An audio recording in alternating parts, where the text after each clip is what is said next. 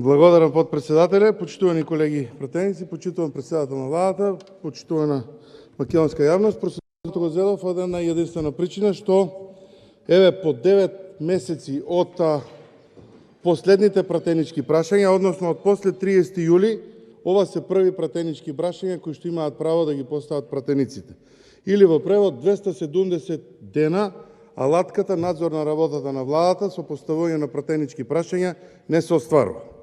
Дополнително, морам да кажам дека во овој период од 15 пристигнати писмени одговори на прашања, 10 се прашања кои што се поставени од страна на министрите до пратениците од страна од власта.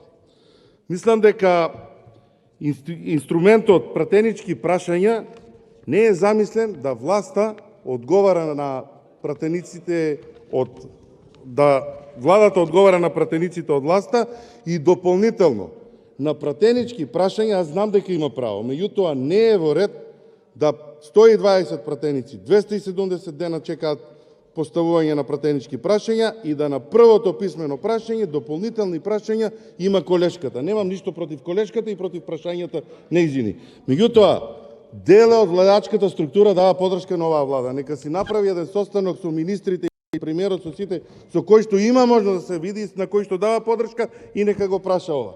Дозволете на опозицијата да ги постави своите прашања кои што народот сака да ги слушне.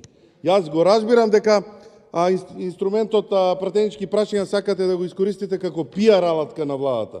Меѓутоа не е во ред дополнителни пратенички прашања од 15, 9 или 10, 9, извинувам, не се 10, 9 се од власта одговорени од страна на министрите, значи не се одговара на прашања од страна на опозиционите пратеници и сега дополнително да го трошиме времето за оваа работа.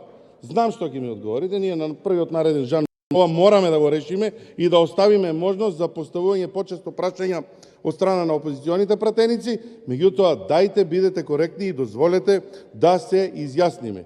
Ако парламентарната демократија ја замислувате на начин да се замолчи опозицијата, никогаш нема да постигнеме тоа кон кое што се стремиме. И да не се чудите после сите мисии кога не оценуваат на начин на кој што не оценуваат и ја ставаат нашата држава во демократиите кои што имаат ограничен развиток и демократија, односно можност за искажување на својот збор. Благодарам.